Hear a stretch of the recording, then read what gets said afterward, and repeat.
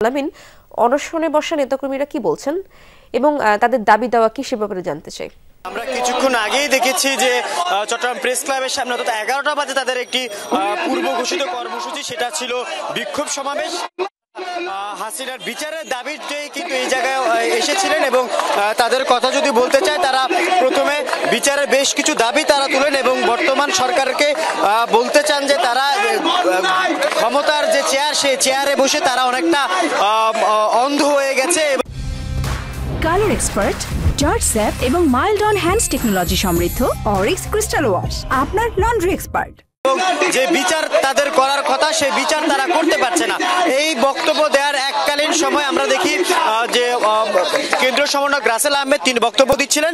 তিনি বক্তব্য দেওয়ার এক পর্যায়ে অনশন ঘোষণা করেন এবং এখন আমরা দেখছি যে তারা সবাই অনশনে বসেছেন এবং আমরা তার কাছে জানতে চাই এই অনশনে বসার কারণটা একটু দেখেন।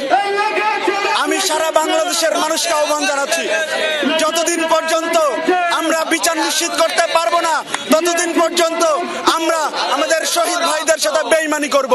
আমরা এখন পর্যন্ত এই সরকারের কাছ থেকে কোনো দৃশ্যমান পদক্ষেপ দেখতে পারি নাই। এখন পর্যন্ত আওয়ামী লীগের সেই দোসরেরা, ছাত্রলীগের সেই হায়নারা, যারা ওয়াসিমের সেই জীবন নিয়েছে, যারা আবু সাইদের জীবন নিয়েছে, যারা মুগ্ধর জীবন নিয়েছে, তারা ওপেন আমরা আমাদের জীবন হুমকির মুখে দেখছি। আমরা এখন পর্যন্ত এই সরকারের কাছ থেকে দৃশ্যমান কোনো পদক্ষেপ পাই নাই।